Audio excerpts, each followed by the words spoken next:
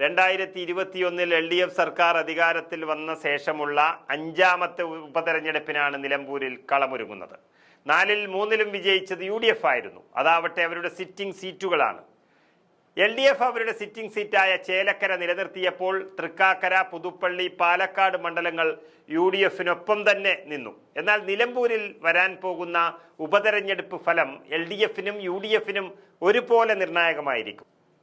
അതേസമയം നിലമ്പൂർ നിയമസഭാ തെരഞ്ഞെടുപ്പിൽ സ്വതന്ത്ര സ്ഥാനാർത്ഥിക്ക് പിന്തുണ നൽകി വിജയിപ്പിക്കുന്ന CPMന്റെ ഫോർമുല കഴിഞ്ഞ 2 തെരഞ്ഞെടുപ്പുകളിലും വിജയം കണ്ടതാണ്. അതാണ് PV അൻവർ. 2021 ശക്തമായ മത്സരം നടന്ന നിയമസഭാ തെരഞ്ഞെടുപ്പിലും VV പ്രകാശിനെതിരെ 2791 വോട്ടിന് മാത്രമാണ് അൻവർ ജയിച്ചത്.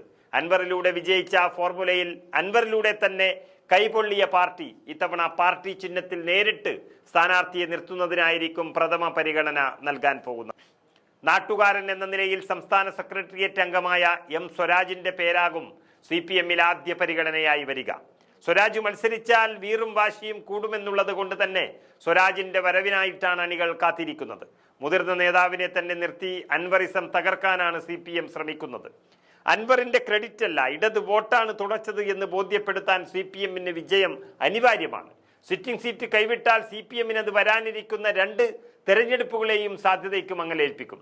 നഗരസഭാ ചെയർമാൻ മാട്ടുമ്മൽ സലീം, M സ്വരാജ്, CPMന്റെ ജില്ലാ കമ്മിറ്റി അംഗം VM ഷൗക്കത്ത്, ജില്ലാ പഞ്ചായത്ത് അംഗം ഷെറോണ റോയ് എന്നീ പേരുകളാണ് ചർച്ചകളിൽ സജീവമായി കേൾക്കുന്നത്. അൻവർ നിരുപാധികം പിന്തുണ UDFന് കൊടുക്കുന്നതോടെ അധികമായി 10,000 വോട്ടുകളെങ്കിലും പുറമേ നിന്ന് കണ്ടെത്തേണ്ടതായിട്ടുണ്ട് CPMന്.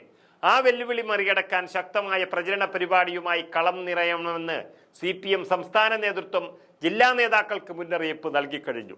BJP വലിയ പ്രതീക്ഷ വച്ച് പുലർത്താത്ത മണ്ഡലമാണെങ്കിലും സംസ്ഥാന തലത്തിൽ ശ്രദ്ധിക്കപ്പെടുന്ന മത്സരമായതിനാൽ മുതിർന്ന നേതാക്കൾ ആരെങ്കിലും തന്നെ മത്സരിക്കണമെന്ന ആവശ്യം ഇവിടെ ഉയർന്നു കഴിഞ്ഞു. എന്നാൽ 8 നിലയിൽ പൊട്ടാനുള്ള പരിപാടിക്ക് ഇല്ലെന്ന് പറഞ്ഞ നേതാക്കന്മാർ പിന്മാറിയിരിക്കുകയാണ്.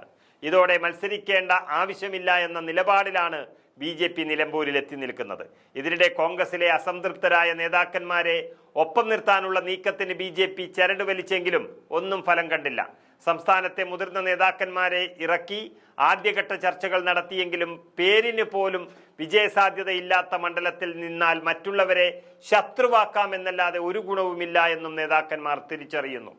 സംസ്ഥാന അധ്യക്ഷനായതിനു ശേഷം നടക്കുന്ന ആദ്യ ഉപതെരഞ്ഞെടുപ്പായതുകൊണ്ട് തന്നെ മത്സരിക്കാതെ പിന്മാറിയാൽ അത് നാണക്കേടാണെന്ന ചിന്ത രാജീവ് ചന്ദ്രശേഖരനുമുണ്ട്. അതുകൊണ്ട് തന്നെ തട്ടിക്കൂട്ടി ഒരു സ്ഥാനാർത്ഥിയെ ഇറക്കി കുറഞ്ഞത് 10,000 വോട്ടുകളെങ്കിലും പെട്ടിയിലാക്കണമെന്നാണ് BJP പറയുന്നത്. നിലവിലെ അവസ്ഥയിൽ സംസ്ഥാന ഉപതെരഞ്ഞെടുപ്പുകളിൽ കിട്ടുന്ന ഏറ്റവും കുറവ് വോട്ടെന്നൊരു നാണം കെട്ട റെക്കോർഡാണ് അവിടെ BJPയെ തുറിച്ചു നോക്കുന്നത്.